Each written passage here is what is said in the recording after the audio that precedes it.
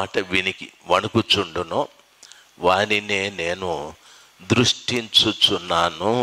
మనమందరం దేవుని సన్నిధానంలోకి వచ్చినాం కదా, మనమందరం ఉన్నాం, నేను కూడా ఉన్నా. దేవుని సన్నిధానంలో ఉన్నప్పుడు ప్రభు మనల్ని చూడాలి. నేను మిమ్మల్ని అందరినీ చూస్తూ ఉన్నాను, మీరందరూ నన్ను చూస్తున్నారు. అయితే దేవుడు కండిషన్ ఏమిటంటే, ఆయన అంటాడు, ఎవడు దీనుడై. దీనుడంటే అర్థమేమి? దీనుడు అనే మాట బైబిల్లో జకరియా గ్రంథం 9వ అధ్యాయం 9వ వచనాన్ని చదువుదాం. యేసు ప్రభుల వారిని గూర్చి మాట్లాడుతూ, సియోను నివాసులారా బహుగా సంతోషించండి, యెరూషలేము నివాసులారా ఉల్లాసముగా ఉండండి. నీ రాజు నీతిపరుడును రక్షణ గలవాడును దీనుడై అని అంటున్నాడు. నీ రాజు ఎవరంటే నీతిపరుడు, నీ రాజు రక్షణ గలవాడు, నీ రాజు దీనుడు అని బైబిల్ చెప్తాది. ఒక వ్యక్తిలో దీనత్వము ఉంది అంటే దీనత్వానికి ముందు ఆ వ్యక్తి నీతిమంతుడై ఉండాలి. దీనత్వానికి ముందు అతడు రక్షణ కలిగిన వాడై ఉండాలి. అప్పుడు దీనత్వం వస్తుంది. నీతి లేదు, రక్షణ లేదు, దీనత్వము రాదు. నీతి అంటే దేవుని ఎదుట తమ పాపముల విషయమై పశ్చాత్తాపపడడం, తమ పాపాల విషయమై పశ్చాత్తాపడడం. అంతేగాని వాడు పాపి, వీడు పాపి, అది పాపి, ఇది పాపి అనేది నీతి కాదు. నీతి అంటే నిన్ను నీవు చూసుకోవాలి, ఎదుటోని చూడడం కాదు, అది అవినీతి. నీతి అనేటటువంటి వాడు దేవుని ఎదుట నిలబడి, నేను పాపిని ప్రభువా, నా పాపాలు క్షమించమని పశ్చాత్తాపపడితే ప్రభువు అని పాపాన్ని క్షమిస్తే వాడు నీతిమంతుడు అవుతాడు. బైబిల్ చెప్తాది.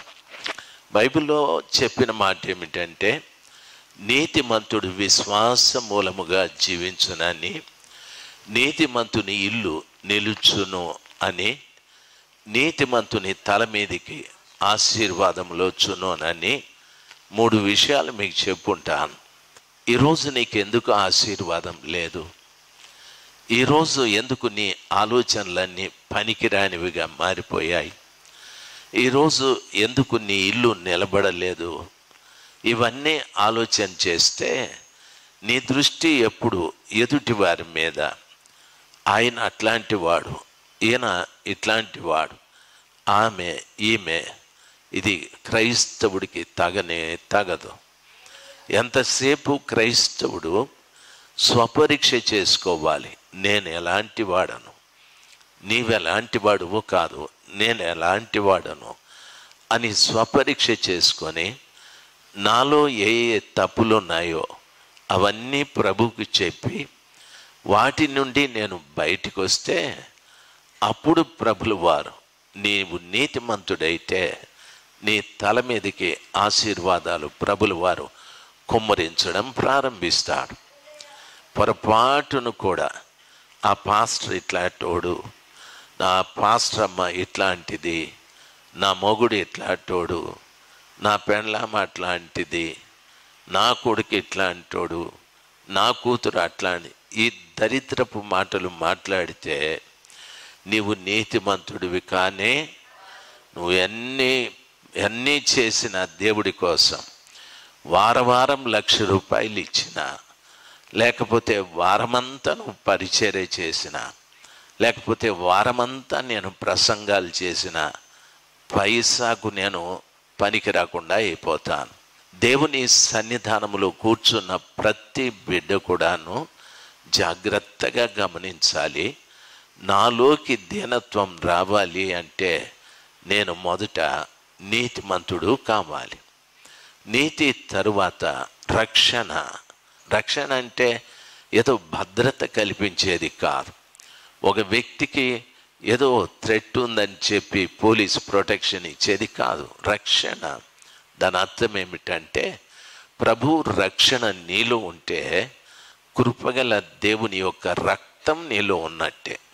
నా రక్తానికి ఉద్రేకం ఉంది, నా రక్తానికి ఆవేశం ఉంది, నా రక్తంలో పనికిరాని ఆలోచనలు బోలుడని ఉన్నాయి, నా రక్తంలో ఇంకా కోపాలు, ఆవేశాలు, పగ ఇట్లాంటివి ఉన్నాయి. నేను రక్షించబడితే క్రీస్తు రక్తముతోనే కడగబడితేనే కదా నేను రక్షించబడతాను. కాబట్టి రక్షించబడితే ఆ వ్యక్తిలో యేసు ప్రభు రక్తము నిల్వ ఉంటుంది. ప్రభు రక్తంలో కోపం లేదు, ప్రభు రక్తంలో ఆవేశాలు లేవు, ప్రభు రక్తంలో అపవిత్రత లేదు, ప్రభు రక్తంలో ఏ విధమైన కల్మషము లేదు, ప్రభు రక్తంలో పరిశుద్ధత మాత్రమే ఉంటుంది. కాబట్టి ప్రభు రక్తం నీలో నిలిచి ఉండడమే రక్షణ. అప్పుడు మూడవది బైబిల్ సెలవిస్తుంది, నీవు దీనుడవైతావు. ప్రభుని కొట్టే వారికి తన వీపుని అప్పగించాడని ఉంది. ఆయన కళ్ళకు గంతలు కట్టి పిడిగుద్దులు గుద్దారు. ఆ తరువాత ప్రభు నన్ను ఎవడు కొట్టాడు అని అనలేదు. ఆయన ముఖం మీద ఉమ్మి వేశారు, ఆయన తుడుచుకున్నాడు. కానీ ఎందుకు ఉమ్మి వేశావు అనలేదు. అంటే దాని అర్థం ప్రభు అక్కడున్నటువంటి వ్యక్తులు ఊసిన, ఉమ్మి వేసిన, పిడిగుద్దులు గుద్దిన, ఆయన తలకు ముళ్ళ కిరీటం పెట్టిన, 1 - 40 కొరడా దెబ్బలు కొట్టిన ప్రభు మౌనంగా సహించాడే కానీ ఎందుకు అని ప్రశ్న అడగలేదు. దాని అర్థం ఏమిటంటే దీనత్వం. మనము ఏమీ లేకనే ఎన్ని కోపాలు చూపెడతాం, ఏమీ లేకనే ఎన్ని దుర్భాషలు మాట్లాడతాం, ఏమీ లేకనే ఎంతమందిని హీనంగా మాట్లాడతాం, ఏమీ లేకనే ఎంతమంది మీద పగ పెంచుకుంటాం. ఇది దీనత్వం ఎలాగైతుంది? దీనత్వం రావటానికి నీలో రక్షణ ఉండాలి. దీనత్వం రావటానికి నువ్వు నీతిమంతుడై ఉండాలి. నీతి లేకుండా రక్షణ లేదు, రక్షణ లేకుండా దీనత్వం లేదు. ప్రభుల వారు అంటాడు, ఎవడు దీనుడై సమయమంది స్థలములో కూర్చున్న ప్రతి బిడ్డని ప్రభువు చూస్తూ ఉన్నాడు. చూస్తూ ఎవరు దీనుడో, ఎవరు దీనురాలో అని గమనిస్తారు. కొంతమంది చూడండి, ఏదైనా మనం చెప్తే వినరే, బౌ బౌ బౌ అని మాట్లాడేస్తారు. నా భాషలో చెప్పాలంటే పిచ్చుకోకలవి. మనం చెప్పినటువంటి మాట అర్థం చేసుకోకుండా బౌ బౌ బౌ అని మాట్లాడితే దాని అర్థం అవి ఇంగ్లీష్లో చెప్తా మ్యాడ్ డాగ్స్ అని. అట్లయితే బాగా ఉంటుంది అని 2 పదాలు, మ్యాడ్ డాగ్స్ అని. దయచేసి ఎవరైనా కానీ, చిన్నవాళ్ళు కానీ పెద్దవాళ్ళు కానీ ఏదైనా చెప్పినప్పుడు ఆలోచించాలా ఎందుకు చెప్పారని. ఈ మాట నేను కాదు, పౌలు చెప్తాడు, మాట్లాడుటకు నిదానించువారును వినుటకు వేగిరపడండి. ఎవరైనా ఏదైనా చెప్తే వినండి, వినండి, వినండి. వాడు ముగించకముందే బౌ బౌ బౌ అన్నావంటే నువ్వు పిచ్చుకొక్కకి సంబంధము లేదు. నేను ఇది ఈ రీతిగా అంటున్నందుకు బాధపడద్దు. ఎవరైనా కానీ నీ భర్త చెప్పినప్పుడు ఆలకించు ఏం చెప్తున్నాడని, మీ తండ్రి చెప్పినప్పుడు ఆలకించు ఏం చెప్తున్నాడని, నీ భార్య చెప్పినప్పుడు ఆలకించు ఏం చెప్తుందని. అంతేగాని వాడు ముగించకముందే నువ్వు మళ్ళవని లబలబ అంటే లబలబ లబలబ లబలబ లబలబ దెబ్బ దెబ్బ, లబలబ తరువాత దెబ్బ దెబ్బ, మళ్ళంతే దెబ్బ దెబ్బ అయినాక అప్పుడు సైలెన్స్. అంత అవసరమా? అందుకనే బైబిల్ సెలవిస్తుంది, క్రైస్తవుని దేవుడు చూడాలంటే వాడు దీనుడుగా ఉంటేనే ప్రభు దృష్టి వాని మీద ఉంటుంది. నాలోకి దీనత్వం రావాలంటే మొదట నేనేం కావాలి? నీతిమంతుడు. నా పాపాలు ఒప్పుకోవాలి. వాళ్ళ పాపాలు చెప్పేది కాదు. ఎవడు నేను వాళ్ళ పాపాల గురించి చెప్పటానికి? యేసు ప్రభువే చెప్పలేదు. యేసు ప్రభు రక్తం మనలో ఉన్నప్పుడు ఎటువంటిది ఉండదు మనలో. దయచేసి గమనించాలి.